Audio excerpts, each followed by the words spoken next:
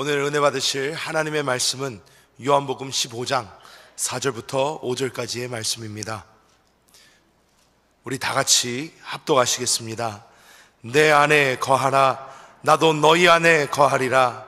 가지가 포도나무에 붙어있지 아니하면 스스로 열매를 맺을 수 없음같이 너희도 내 안에 있지 아니하면 그러하리라. 나는 포도나무요 너희는 가지라. 그가 내 안에 내가 그 안에 거하면 사람이 열매를 많이 맺나니 나를 떠나서는 너희가 아무것도 할 수 없음이라. 아멘. 오늘 저는 요한복음 15장 4절에서 5절 말씀을 가지고 그리스도 안에 거하라 이란 제목으로 말씀을 나눕니다. 성경은 우리에게 하나님의 구원을 말하고 있습니다. 하나님의 구원이 무엇인가? 그 구원은 바로 우리 모두가 주 예수를 믿으면 그분께서 흘리신 그 피로 말미암아 우리 모두가 죄사함을 받고 성령으로 거듭나 바로 우리가 하나님과 연합된다는, 하나님과 하나 된다는 그 연합의 말씀을 말하고 있습니다. 그래서 참된 신앙은 우리가 그분을 우리가 안으로 영접하는 것이고 그분이 생명이기 때문에 우리는 그분과 생명적인 유기적인 그런 연합의 실체가 됩니다. 그래서 예수님은 나는 포도나무고 너희는 가지다. 이 포도나무와 가지가 하나의 생명으로 연결되어 있는 것처럼 우리와 주님이 하나로 연결되어 있다. 그래서 우리가 주님과 연합된 체험이 신앙생활의 시작입니다. 우리가 하나님과 이 연합된 체험을 우리는 지속적으로 누리기 위해서 주님은 너는 내 안에 머물라 이렇게 말씀합니다. 오늘 요한복음 15장 5절에 다시 보니까 나는 포도나무요 너희는 가지라. 그가 내 안에 내가 그 안에 거하면 사람이 열매를 많이 맺나니 나를 떠나서 너희가 아무것도 할 수 없습니다. 바로 너희가 내 안에 내가 너희 안에 거하면 거하라는 이런 말씀이 기록되어 있습니다. 이 거하라는 말씀이 어떤 의미인가를 알아야 됩니다. 원래 거하라는 의미는 머문다 이 뜻입니다. 머문다. 우리가 주님과 이미 하나가 되어 있지만 주님과 늘 교제하는 상태로 늘 있어야 된다는 그런 뜻을 가지고 있습니다. 우리가 오늘 여러분들이 주일 3부 예배에 참석하기 위해서 한세교회 성전의 이 자리에 와 있습니다. 여러분들은 지금은 하나님의 성전 안에 머물고 있습니다. 그러나 예배가 끝나면 여러분들은 이 성전 밖으로 나가죠. 이게 나간다는 것은 이 성전 안에 머물지 않고 거하지 않는다는 뜻입니다. 우리가 주 예수를 믿고 그분과 연합됐을지라도 우리는 그분과 그 연결된 교제하는 그 상태에 지속적으로 머물러야 된다는 거예요.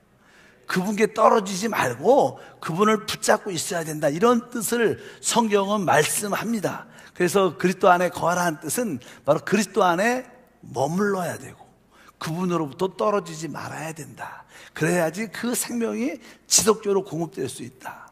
보통 우리가 교회를 오면요 그런 체험을 많이 합니다. 어떤 성도 처음에 교회를 오시는 한두 번 나오시는 성도들이 대부분 그렇지 않죠. 일부분의 어떤 성도들은 개인적인 그런 체험을 말합니다. 제가 교회에 처음 왔는데 교회에서 이렇게 찬양하고 또 이렇게 말씀을 듣고 기도할 때 특별히 하나님 말씀을 듣는데 참 이상하게 마음이 불안하고 두려운 생각이 들고 답답해져서 더 이상 못 앉아 있겠어요. 못 앉아 있겠어요. 그러면서 어떤 분들은 이게 예배 가운데 나갑니다. 그리고 밖에서 좀 숨 좀 쉬었다가 좀 마음을 가지고 들어오시는 분도 종종 있어요.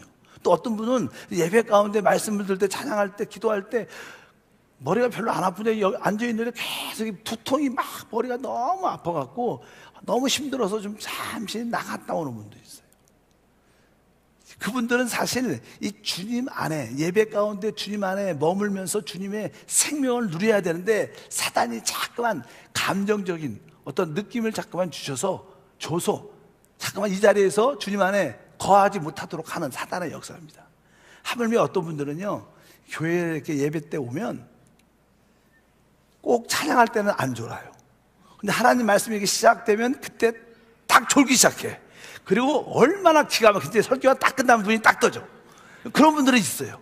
왜 그것도 하나님 주님 안에 거한다는 것은 하나님 말씀 안에 거하는 것인데, 그 자꾸만 하나님 말씀 안에 거하지 못할 때 우리가 포도나무에 거하지 못하면 열매를 맺을 수 없는 것처럼 축복을 누리지 못하게 하는 사단의 역사라는 것을 분명히 알아야 됩니다. 우리는 주님과 연합됐습니다. 이제 우리는 지속적으로 계속 주님과 주님 안에 머물러 있어야 돼요. 그것을 우리가 그냥 한세교회에서는 영 안에 있어라. 왜? 영 안에 성령이 계시니까 영 안에 있어라. 생각에서 돌이켜. 우리 찬양 중에서 생각에서 돌이켜 영으로 영을 바라봐요. 이런 말 찬양이 있잖아요. 그러니까 항상 우리가 생각에서 벗어나 주님이 계신 영 안에 지속적으로 머물러야 됩니다. 그래서 영 안에 머무를 수 있는 가장 좋은 곳은 우리가 주 예수. 여러분들이 입술로 주 예수 할 때 영으로 돌이켜야 되는구나. 그러면서 다시 주님 안에 거하는, 머무르는 그런 은혜와 축복이 함께 할 줄 믿습니다. 그럴 때 여러분들은 그 포도나무이신 예수님의 진액을 마음껏 빨아들여서 풍성한 열매를 맺게 된다. 하나님은 여러분들이 주님 안에 거하기를 원하십니다. 그런데 한편적으로 사단은 우리가 어찌하든지 주님 안에 거하지 못하게 한다는 거예요. 그래서 우리가 주님 안에 거하지 못하게 하는 그 몇 가지 요소들이 있습니다. 여러분들이 그것을 분명히 깨닫고 그것을 떨쳐버리고 주님 안에 거하는 믿음의 일꾼 되기를 주님으로 축복합니다. 첫 번째, 주님 안에 거하지 못하게 하는 그 원인 중에 하나는 우리가 이단에 빠지면 그리스도 안에서 떨어지게 됩니다. 성경에서 초대교회도 나는 이단의 가르침들이 교회 안에 종종 들어왔습니다. 이 시대도 종종 우리가 그냥 이단이라는 이야기를 많이 하죠. 이단적인 교회가 많습니다. 여러분들은 이단에 대한 깊은 이해가 없지만 성경에 이단의 실체가 무엇인가, 성경이 이렇게 말씀합니다. 요한 1서 2장 22절 보니까 거짓말하는 자가 누구냐, 예수께서 그리스도이심을 부인하는 자가 아니냐, 아버지와 아들을 부인하는 자는 그가 적 그리스도다. 그러니까 이단의 가장 중요한 핵심은요, 예수가 그리스도이심을 부인하는 거예요. 이 초대교회의 이단이 된 주된 이유 중에 하나는요, 우리 그리스도가 누구냐는 거예요. 그리스도는 사실 예수 그리스도, 그 예수가 누구시냐, 바로 그 그리스도는 뭐예요? 하나님이셔요. 믿으시면 아멘. 그래서 이 예수가 그리스도, 즉 하나님이심을 부인하면 그것은 이단적인 요소가 됩니다. 또 우리 예수님은 사실 하나님일 뿐만 아니라 이 땅에 실제로 사람으로 오셨어요. 어떻게 오셨어요? 육신을 입고 우리가 똑같은 사람으로 오셔서 이 피와 혈과 피를 갖고 있었어요. 이 뜻은 다른 것이 아니라 그분이 우리를 죄를 대속하기 위해서 흘리실 피가 있어야 됩니다. 우리의 구원은 바로 주님이 십자가에서 흘리신 그 피로 말미암아 제사함 받는 것입니다. 그래서 이단은 예수가 하나님이 아니다, 또 한편적으로 다른 말로 또 예수님이 사람으로 오시지 않았다, 이 두 가지를 부인하면 성경에서는 이단이라고 보통 말했습니다. 우리의 참된 신앙은 예수가 그리스도시고 예수가 하나님의 아들이시고, 그것이 우리의 신앙의 고백인 줄 믿습니다. 그분이 사람이실 뿐만 아니라 그분이 하나님이신 것을 확실히 믿어야 돼요. 근데 이단들은 아주 교묘하게 이런 예수님의 그 사역과 신성과 인성을 부인합니다. 그래서 이단들의 이 특징은 성경적인 가르침을 막, 요한계시록을 막 가르치다가 나중에 끝날 때쯤에 바로 내가 보혜사다, 내가 마지막 선지자 예수다, 나를 통해서 구원받는다.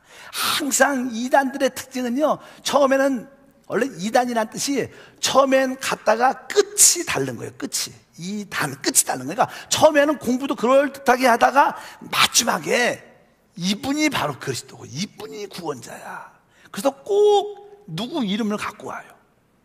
지금은 죽었지만 박대선, 또 이 시대에 신천지 누구, 이만희, 누구 꼭 사람의 이름을 갖고 와요. 여러분, 마지막 구원자는 예수 이에 없는 거예요. 우리 하나님이 예수 외에 다른 이름을, 구원받을 만한 다른 이름을 주신 적이 없어요. 이단은 꼭 가다가 누군가 이름을 딱 대. 이걸 믿어야 돼. 이 사람을 믿어야 돼. 이분이 하나님이 보내주신 사람이야. 다 이단입니다. 그런 거에 이단들의 특징이 뭐냐? 이단들은요, 계속 어떤 자기들의 성경의 교리를, 성경의 자기들의 가르침을 사람 속에 반복으로, 자기 생각 속에 반복적으로 교육을 막 시킵니다.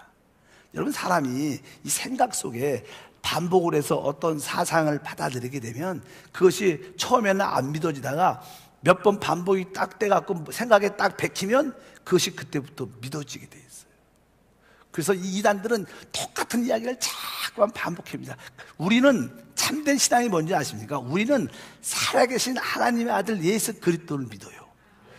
그분은요 인격을 가지신 분이에요.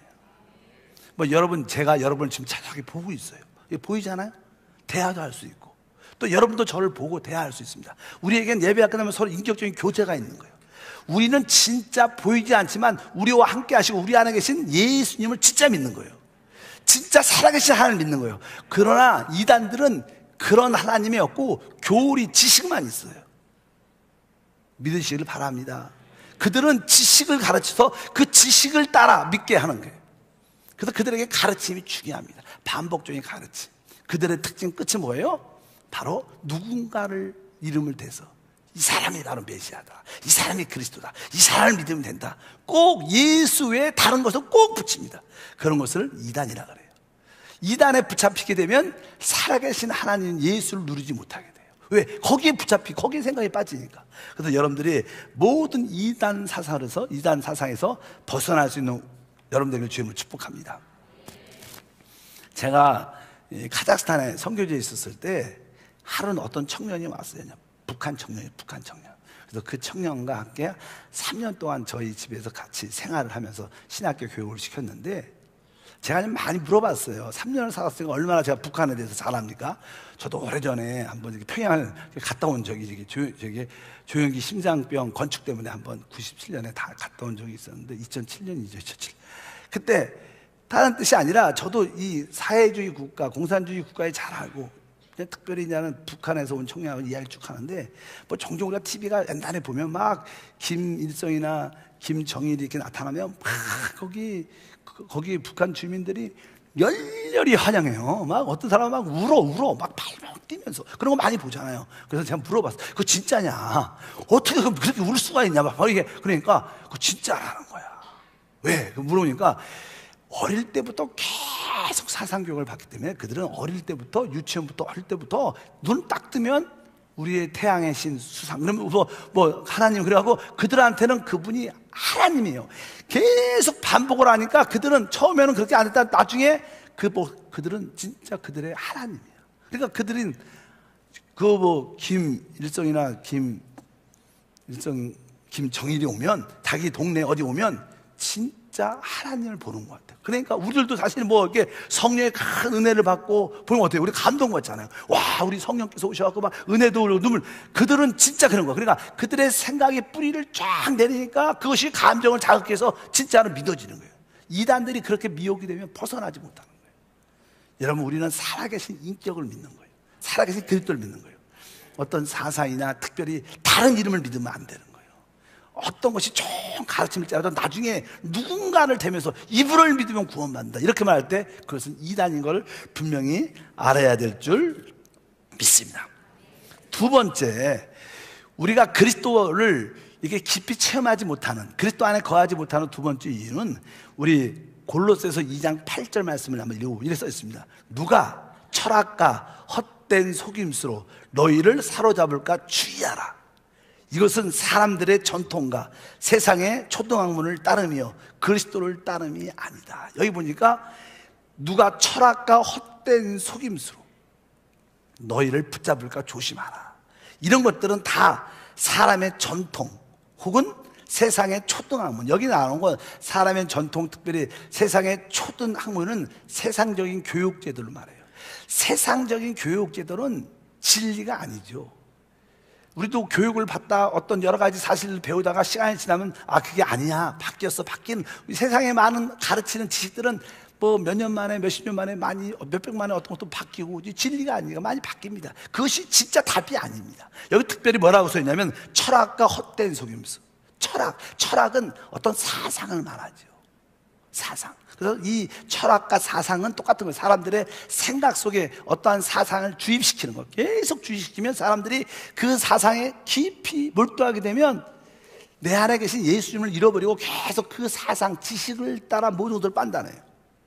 그래서 그냥 우리나라는 요즘에는 그런 게 좀 없는 것 같아요. 요즘에는 우리가 이제는 그래도 지금도 그렇지만 아주 우리가 몇 달 전에 대통령 선거 이후에 보면 우리나라에 특별히 이제는 보수하고 진보하고 아주 다툼이 심했습니다. 지금도 그냥 어떤 성도들은 나는 이렇게 보수 쪽에서 열심히 국가가 잘 되길 바란다. 어떤 분은 아니다. 교회는 평등을 중심으로 이게 진보 쪽으로 이해할 만합니다. 근데 여러분들이 알아야 될 것은 보수적인 그런 모든 가르침이 사상이에요. 사상. 진보도 뭐예요? 사상입니다. 사상 교육이에요. 그래서 이 진보든 뭐 이게 보수든 자기들의 어떤 정치자들의 자기의 사상을 아주 우리 국민들에게 바쳐갖고 나중에 누가 잡든지 간에 그들은 국민을 위한 게 아니라 국민을 이용해서 자기의 사상을 관철시키는 거예요. 모든 사람들은 대통령도 그렇고 정치주장들이 진짜 하나님을 사랑하는 사람 빼놓고는 다 국민을 위한 다 말만 하지 사실 국민을 하지 않아요. 결국 자기를 위한 거예요. 자기 자리를 위한 거고. 그 맨 처음에 정치 정략을 버리라고 우리가 기도 많이 하잖아요. 그러니까 진보든 사상이든 다 철학과 사상들입니다. 그런 거에 붙잡히면 그리스도를 잃어버려요. 그래서 여러분들이 그 보수든 진보든 그런 사상에 물들지 말라는 거예요. 우리의 관심은 예수예요. 예수가 우리의 사상이 돼야 돼요. 예수가 우리의 진리가 돼야 되는 거죠. 여러분들이 그건 배우셔야 됩니다. 다 국민을 위해서 나라를 위해서 같은 그런 걸 하지만 여러분들이 그것을 분별할 수 있는 지혜. 왜? 그것이 여러분들의 그러한 철학과 사상들이 여러분 생각 속에 딱 바뀌잖아요. 보수 사상이 딱 바뀌고 진보 사상이 바뀌면 서로 나누어집니다. 그리고 예수님보다 그쪽에만 몰려가서 교회는 안 오는데 그쪽에 가서 모여갖고 집회하고 그래요. 어떤 목사들은요 너무 보수 쪽에 빠져갖고 그냥 자기네 교회는 그런 쪽으로 몰고 가. 또 어떤 요즘 젊은 목사 저쪽에 남쪽에 있는 목사들은요 보수 쪽으로 교회를 막 몰고 가. 진보 쪽으로 다 교회를 몰고 가. 다 이단 그리스도를 떠나게 하는 것들을 기억하셔야 돼요. 우리는 그런 사상에 속으면 안 돼. 오늘 써 있어요. 누가 철학다 헛된 속임수로 너희를 사로잡을까 주의하라. 여러분 그런 여러분들이 나름대로 취미로 그런 데 관심 있는 건 나쁘지 않지만 여러분의 목숨까지 걸 필요가 없는 거예요. 그건 참된 게 아닙니다. 참된 거는 예수님이죠. 그래서 진보든 보수든 나름대로 철학적인 하나의 사상인 것을 기억하세요. 그런 거에 올인하시면 안 됩니다. 그런 거에 미치시면 안 돼요. 그러면 여러분들은 나중에 주님을 잃어버립니다. 주님 안에 거하지 못합니다. 늘 그런 거에 관심이 있게 돼서 여러분들이 참된 영생, 영원함을 누리는데 문제가 있을 수 있다는 것을 꼭 배우시길 바랍니다. 그래서 교회의 어떤 전통들, 어떤 교회, 캐톨릭도 그렇고 어떤 교회는 계속 교회에서 내려온 전통을 계속 고집하면서 뭐 예수 믿으라는 말은 안 하고 그거 지켜야 된다고, 지금 그 전통을 지켜야 된다고, 마리아 이름으로 기도해야 된다고, 뭐 이렇게 해야 된다고 늘 그렇게 막 가릅니다. 그런 것이 합당치 않은 겁니다. 성경은 우리에게 오직 예수만이 우리의 구원자라고 말씀하는 줄 믿습니다. 이 세상에는 우리를 미혹하는 그런 나쁜 가르침이 되게 많다는 것을 기억하시길 바랍니다. 또 한 가지 말하면요, 이 골로새서 2장 16절에 보면 이런 말씀이 기록돼요. 골로새서 2장 16절 읽어보니까 그러므로 먹고 마시는 것과 절기나 초하루나 안식일을 이유로 누구든지 너희를 비판하지 못하게 하라. 이게 무슨 얘기냐면요, 교회 안에서 늘 말하자면 하나님의 경륜 중심의 핵심은 살아계신 하나님의 아들 예수 그리스도신데, 그분이 살아계시고 우리 안에 실제로 계시고 우리가 그분과 순간순간 교제하면서 그분과 함께 이 땅을 살아가는 거예요. 이 땅에서 승리하는 줄 믿습니다. 그런데 교회 안에서 어떤 가르침이 있냐면 자꾸만 구약적인 먹고 마시는 거, 이것은 먹으면 안 돼. 이렇게 잠깐만, 여기 아까 골로새서 2장 16절 다시 한번 보여주세요. 그러므로 먹고 마시는 것과 절기나 초하루나 안식일을 이유로, 이런 말씀이 있어요. 자꾸만 교회에 와서 사람들 모임에 와서 이것은 먹으면 안 한다. 옛날에 우리 안식교 같은 경우는 되게 채식주의를 강조해. 채식주의. 사람은 타락하기 위해 고기를 먹기 때문에 그 채식을 먹어야지, 고기 먹으면 그 하나님 기뻐하지 않는 거야. 막 교회에서 그런 걸 주로 강조해. 그리고 또 여기 보니까 절기나 초하루나 안식일을 막 따지는 거예요. 교회는 안식을 지켜야지, 안식일을 안 지키는 게 이단이라고 막 그러면서 안식교는 안식일을 토요일날 지켜야지 진짜 믿음이라고 강조를 세게 합니다. 근데 사실 이런 것들은 다 그림자예요. 여러분, 어떤 분이 또 자기 남편이 외국에 나가서 일을 나갔어요. 한 3년 동안 5년 동안. 그래서 그냥 옛날에는 뭐 전화도 잘 안 되잖아요. 그러니까 그 사진을 같이 찍은 사진을 놓고 늘 바라보면서 우리 남편 보고 싶습니다. 빨리 오세요. 건강하기를 원합니다. 늘 안을 보고 기다려. 사진 보고 늘 보고 기다렸는데 진짜 3년, 5년이 끝나고 남편이 왔어. 돌아왔어. 근데 자기 옆에 왔는데도 사진 보고 여전히 남편이 왔는데도 관심이 없어. 그냥 사진 보고 내 남편, 내 사랑하는 사람 여기 있어. 이렇게 말하는 거와 똑같은 거야. 진짜 구약의 모든 것은 하나의 그림자인데 사진인데 진짜가 왔어요. 진짜가 예수님이셔요. 그분이 오셨는데 그분한테 관심이 없고 안식을 지켜야 되고 먹는 걸 지켜야 되고 자꾸만 이상한 것을 자꾸 말하니까 하도 사도 바울이 답답해서 그렇게 하지 말라는 거예요. 여러분, 그런 구약적인 성경적인 어떠한 가르침에 붙잡히게 되면 우리는 진짜 예수를 잃어버리고 자꾸만 성경적인 가르침, 어떤 가르침에, 문자적인 가르침에 빠져갖고 진짜 축복을 잃어버린다. 우리의 참된 실제는 그리스도고 성령이셔요. 그래서 여러분들이 성령은 살아계시고 바로 하나님의 영이신 줄 믿습니다. 이런 것들에 집착하지 말라는 거예요. 아까 이단도 그렇고 철학이나 성경적인 것 같지만 예수가 아닌 다른 가르침에 집착을 하게 되면 우리는 예수를 잃어버릴 가능성이 많다는 거예요. 또 예수를 잃어버리게 하는 것 중에 하나는 요한일서 2장 16절 말씀을 다 같이 합독하면 이는 세상에 있는 모든 것이 육신의 정욕과 안목의 정욕과 이 세상의 자랑이니 다 아버지께로 온 것이 아니요 세상으로부터 온 것이라. 사람들이 우리 안에는 항상 육신의 정욕이 있죠. 또 안목의 정욕, 이 세상의 자랑이 있기 때문에 이런 것에 자꾸만 사람이 붙잡히고 이런 것을 추구하게 되면 예수님을 거의 잃어버리게 됩니다. 이 세상을 보십시오. 이 세상의 삶의 모습은 다 뭐예요? 육신의 정욕을 부추기는 거예요. 그래서 옛날에는 아주 이 세상 사람들이 살아갈 때 가장 중요한 요소 중에 하나는요, 기쁨입니다. 사람이 인생을 살아갈 때 행복하게 살 수 있는 길이 뭐냐? 기쁨이 있으면 행복해요. 왜 사람들이 스포츠에 열광하게 되나? 기쁨을 얻으려고. 사람들이 왜 취미생활 하느냐? 기쁨을 얻으려고. 왜 오락을 하느냐? 기쁨을 얻으려고. 사람은 기쁨이 있어야지 행복해지고 일을 추진력을 가질 수 있습니다. 근데 그 기쁨은 하나님에게서 오는 거예요. 근데 하나님이 없으니까 그들은 스스로 그 기쁨을 만들어내요. 그것을 쾌락이라 그래요. 쾌락. 그래서 어떤 사람들은 노름하면서 기쁨을 얻고, 어떤 사람은 스포츠에 빠져서, 어떤 사람은 컴퓨터 게임에 빠져서 기쁨을 얻고, 어떤 사람은 마약을 해서 어차피 어떤 사람은 음행을 해갖고, 그거 다 뭡니까? 그런 것들은 다 육신의 정욕들이에요. 육신의 정욕들. 이런 것들에 빠지면 예수님이 느껴지지 않아요. 마음속에 계신데 느껴지지 않아요. 그냥 거기에 집착합니다. 요즘에는 이게 뭐 음행, 뭐 쾌락 이런 것들이 너무 안 좋게 보여주니까 요즘에는 TV에서 이렇게 먹방을 주로 많이 해요. 그 육신의 정욕을 채우는 겁니다. 모든 사람들이 먹는 거에 관심이 있고 그런 거 보는데 재미있게. 그것도 뭐예요? 그런 걸 늘 좋아하고 취미 잡으면 안에 계신 예수님은 거의 느끼지 못합니다. 그 다음에는 뭐예요? 두 번째가 안목의 정욕. 안목의 정욕. 눈에 볼 때 좀 멋있는 거, 이쁜 거. 그게 뭡니까?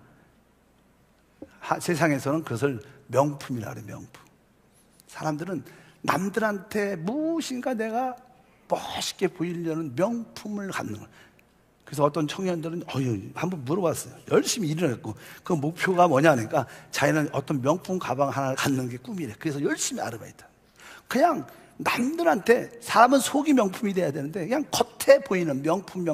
이것은 다 안목의 정욕. 이런 거에 명품에 관심이 있으면 그 사람의 안에 계신 예수님을 거의 느끼지 못합니다. 사단의 역사예요. 사단의 역사. 또 이 세상의 자랑. 내가 어떤 대학, 우리 좋은 대학교를 사실 애들한테 보내려는 이유가 남들한테 자랑하려는 것도 있죠. 좋은 아파트, 좋은 차.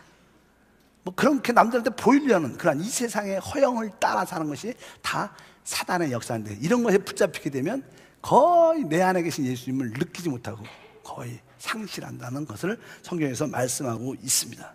여러분들이 이것을 분별할 수 있기를 바랍니다. 이런 거에 붙잡히면 우리는 그리스도 안에, 주님 안에, 그리스도 안에 거하는 것을 잃어버리게 되고 진정한 축복을, 영원한 축복을 누릴 수 없게 되는 것을 분명히 알아야 됩니다. 또 하나는 사단은 우리에게 감정적으로 많이 부추깁니다. 감정을 자극시켜요. 그래서 사람들이 특별히 감정 중에서 우리의 생각에 있는 염려, 걱정을 많이 줘요. 그냥 사람들 마음속에 걱정. 우리 인간의 삶의 실제가 뭐예요? 그냥 걱정이야. 평생 걱정하다가 살아. 걱정할 필요도 없는데 걱정하시고. 오늘은 걱정할 거 없으니까 내일 거 갖고 와도 걱정해, 미리. 뭐 걱정할 필요도 미리 갖고 와서 걱정해요. 또 사람들은 이제 재밌게 여자들 이야기하면 여자는 결혼하면 그때부터 남편 때문에 걱정이 심해져요. 걱정. 남편의 사랑이 절대 변하지 않아야 되는데 사랑이 딴 데 가나 늘 그거에 걱정이 돼요. 자식을 딱 낳았어. 그때부터 또 자식한테 걱정을 다 그냥 애들 또 좀 조금 크면 학교 잘 다녀, 학원 잘 다녀, 공부 잘해야 돼. 또 걱정. 근데 그 걱정 때문에 걱정을 많이 하면 우리 안에 있는 예수님을 거의 잃어버립니다. 그래서 성경에서는 걱정 좀 하지 말라. 믿으시면 하면 걱정하지 말고 대신 기도하라고 말씀하는 줄 믿습니다. 걱정을 하다가 조금 사람 어떤 사이에 부딪히면 원망을 많이 해요. 원망 같은 거를 많이 하면 예수님을 느끼지 못합니다. 너 남편한테 또 다른 사람한테 원망을 해봐요. 은혜 못 받습니다. 여러분 교회에서 절대로 담임 목사한테 원망 갖고 있으면 절대 은혜 못 받아요. 여러분 교구자한테 원망 있으면 절대 은혜가 안 돼요. 왜? 그리스도를 느낄 수가 없다는 것입니다. 그리고 종종 사단은 우리에게 분을 내게, 화를 내게 만든다. 사람이 혈기, 화가 흥분하고 그러면요 그냥 감정이 우선되니까 안에 있는 주님을 거의 못 느끼는 거예요. 그러니까 이런 감정절이 처리가 우리한테 참 필요한 줄 믿습니다. 그래서 우리는 아무것도 염려하지 말고 기도해야 돼요. 기도에도 문제가 있을 때마다 기도해서 감사함으로 우리가 승리해야 될 줄 믿습니다. 빌립보서 2장 14절에 보니까 모든 일을 어떻게 해요? 원망과 시비가 없이 하라. 여러분의 마음속에 원망과 시비가 없으면 예수님 안에 계신 예수님을 훨씬 더 많이 느낄 수 있다. 화를 내지 않고 흥분하지 않으면 우리 한국 사람들은 흥분을 잘하죠. 뜨거운 냄비 한번 뭐가 됐다 이러면 와 올랐다가 좀 며칠 지나면 다 꺼져. 이 흥분한 게 좋은 게 아니야. 이런 요소도 그리스도를 누리지 못하는 요소가 우리 안에 많다는 것입니다. 근데 저는 한 가지 더 말하고 싶은 것은 세상 사람들의 기준은요 대부분 윤리와 도덕에 붙잡혀 있어요. 그래서 그들은 하나님이 없기 때문에 교회를 다니면 도덕적으로 윤리적으로 흠이 없어야 된다. 그래서 그들의 가치관은 오직 윤리와 도덕에 합당한 사람들을 되게 높은 사람의 생각을 많이 합니다.